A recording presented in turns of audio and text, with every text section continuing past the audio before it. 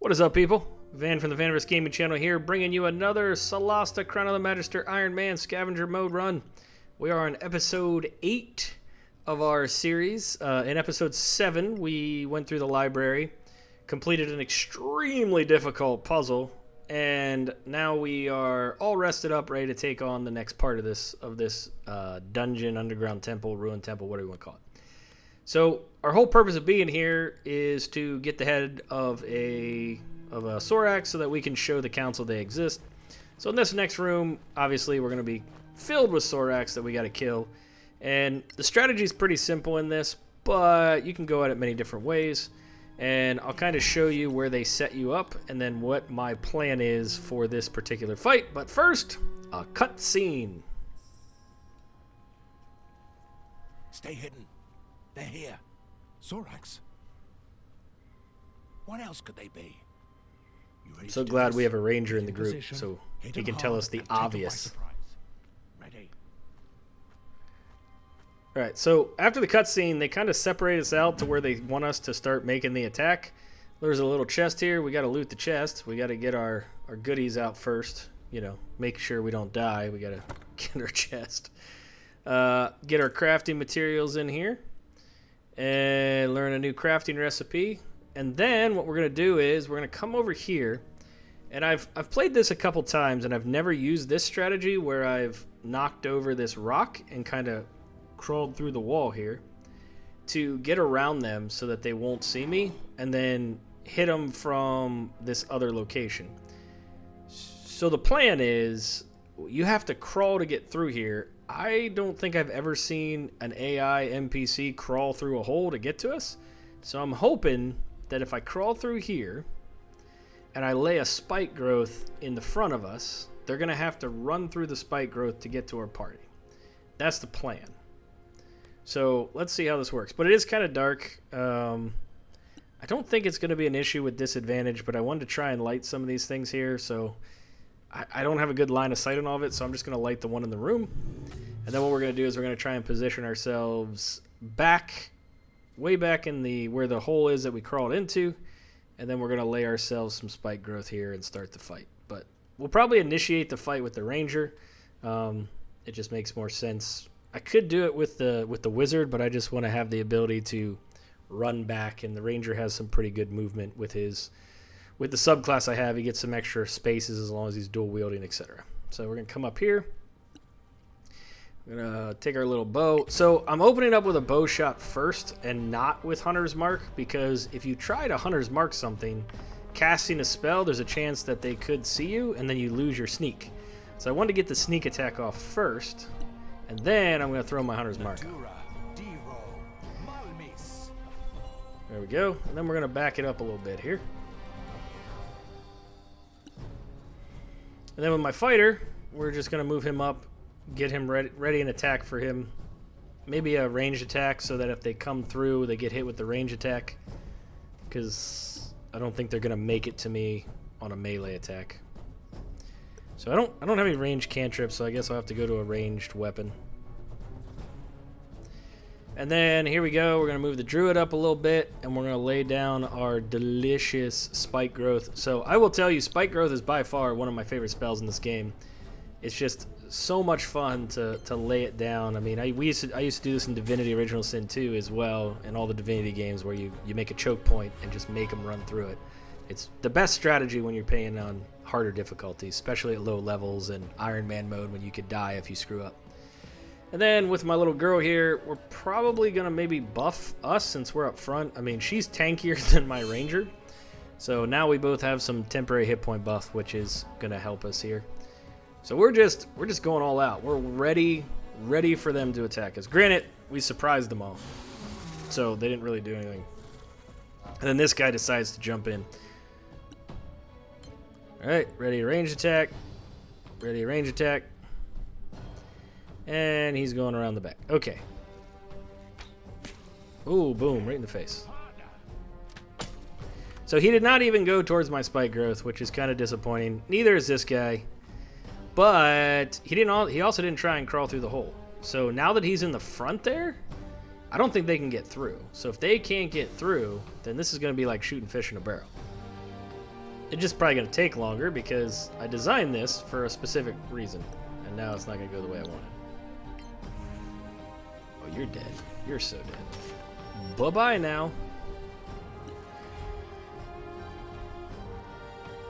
I really wish they would have gone the spike growth way, but at least it's funneling them through. Maybe one of them won't, maybe one won't care. Just be like, you know what? I'm gonna go through the spike growth. We'll see. I don't know.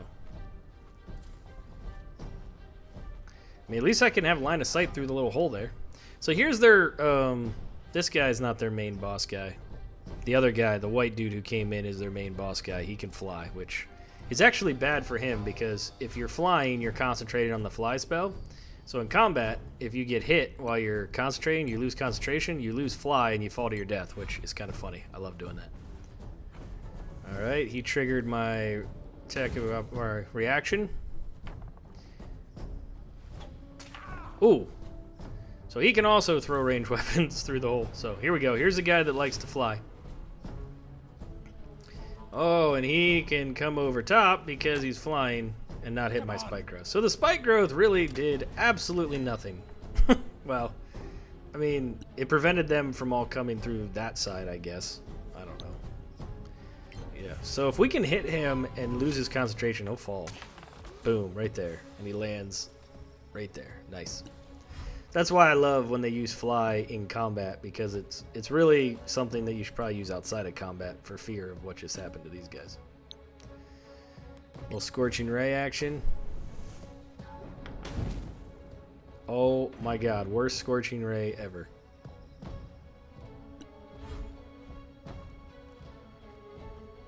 Alright, so now they are going to try and come around this way.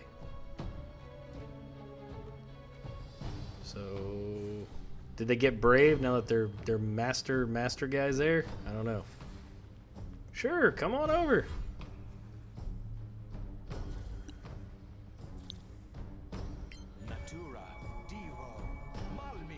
I must have lost concentration when I got hit by that that one range attack in the face. So I had to recast my hunter's mark. Gosh, we cannot hit the broad side of a barn. What? That was an accident. I didn't want to do that.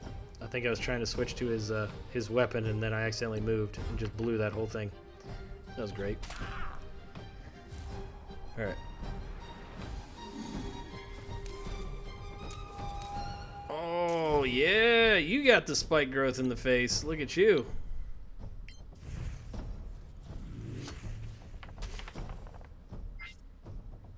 Oh, it was a crit. Nice. He changed his mind real quick. Once his buddy saw the spike growth, he went the other way. Alright, let's try to see if we can kill this guy and actually hit him with my scorching rays.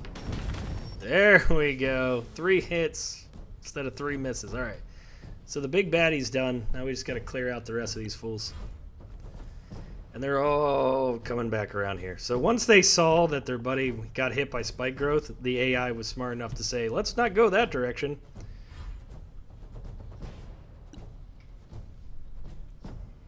It's kind of annoying though, because now this is going to take really long trying to shoot them all through a little tiny hole there.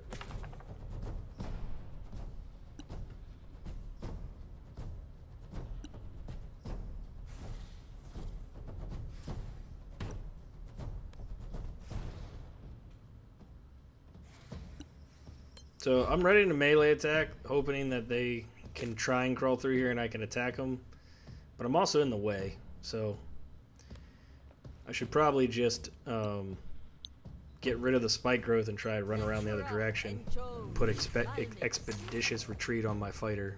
But this is kind of nice too. So they get bored too and they try and come around. So alright. I think we're done Scorching Rain. We're all out of those, so now it's the next best thing. Magic missile! Doo-doo-doo. Of course you. Oh, that was a good one. 454. Nice.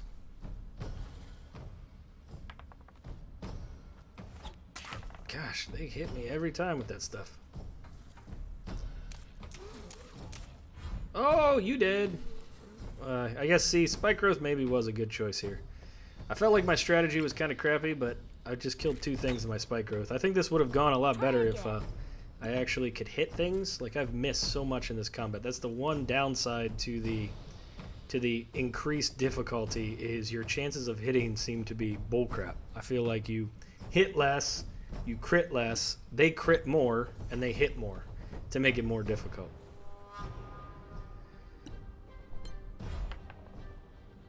You know what I realized? I probably could have dashed right there. That's alright. We'll get him. He can't run. He can't run away. He's done. We gotta get in range. We were too far out of range. Alright, we got this guy. Oh, gosh, we're so bad. I think I've missed more in this fight than it... Well, I feel like I miss all the time on this difficulty. Ooh, but that didn't miss.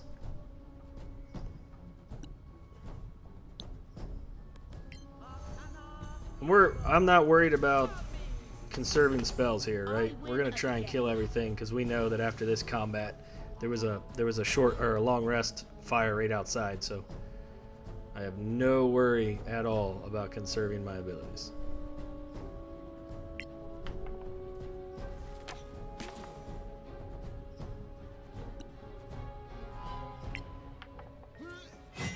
Yes, sir. Alright, we're still too low that I only get 1 attack. Once we get to level 5 and I can get 2 attacks, Action Surge is going to be so much better. This guy's got to die so I can chase down the other guy. And then that other dude's just sitting there. He ain't doing nothing. Alright, another one down. Perhaps. Okay. There's really nothing I can do at this point. Everyone's clogging the way. Why did I ready a melee action? I think at this point I should probably pull down my spike growth. Come on, baby. Yes! Eat that.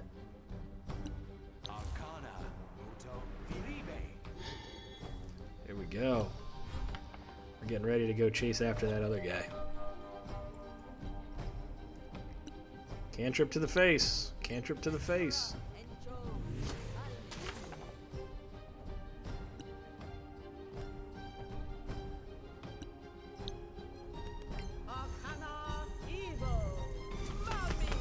I absolutely love Magic Missile because it always hits, no matter what.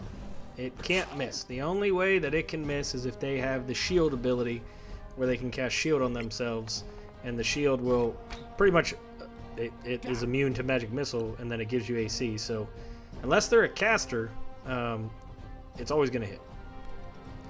I think I'm going to take your attack of opportunity. I don't even care. I'm a boss. We got to get to this guy. And roll an absolute terrible one. And then he's going to run away again. Come on, man. Come back here. Just delaying the inevitable, bro. Oh, gosh. Yes, you do suck. Oh, please hit. Please hit. Yes! Finally. Alright, 1 guy left. Uno mas. Here we go. What's the point? Just end your turn.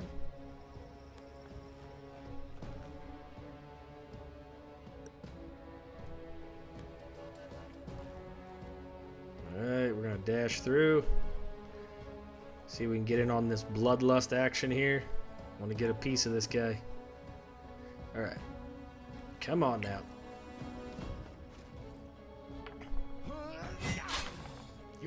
Oof. So close.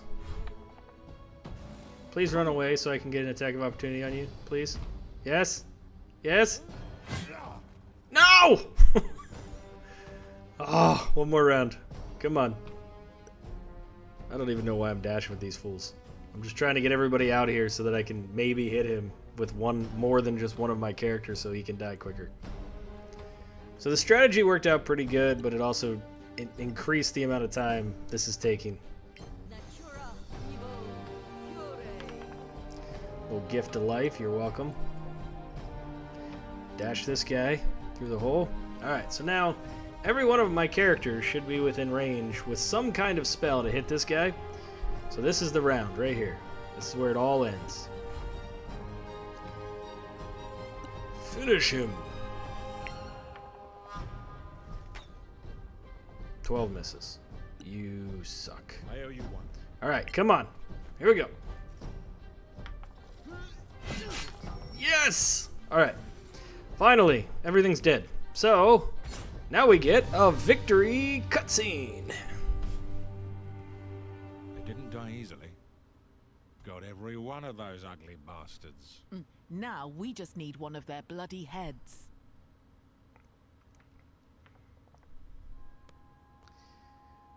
Who's the one that's going to cut the head off? Take a guess on who do you think is the one who's going to take the head of the 4 characters we have.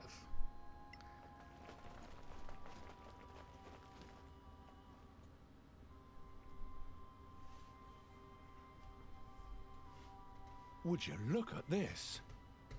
A crown of some kind? They seem to keep their distance from it. Maybe it's cursed. Look what I found. Let me take a look.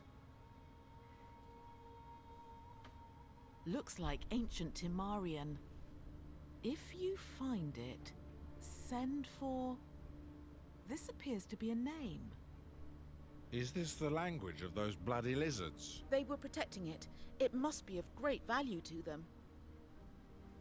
So you have to choose on which of your 4 characters is going to wear the crown. Just make sure you understand that once you put a crown on one of your characters, you will never be able to wear a piece of head gear on that character again. Even if you don't have the crown, you still are like attuned to it forever. So when you're choosing which character has the crown, keep that in mind. The other thing Why did you put it on?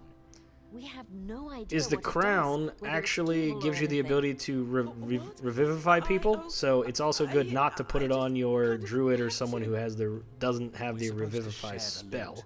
So you have another person in your Perhaps we party should that can rest before bring we people head back. back. I say we go before the owner of that unpronounceable name shows his ugly face. The mission is done, after all, is it? Did someone cut off a Sorak's head? All right then. I'll do it. The sooner we go, the sooner we can get back to Caer Kiflin. So the druid ends up cutting the head. Not the ranger, the druid. Pretty funny. I always thought that was funny. Okay. So now we've selected the person that wears the crown. The crown is just talk to them and told her to put it on.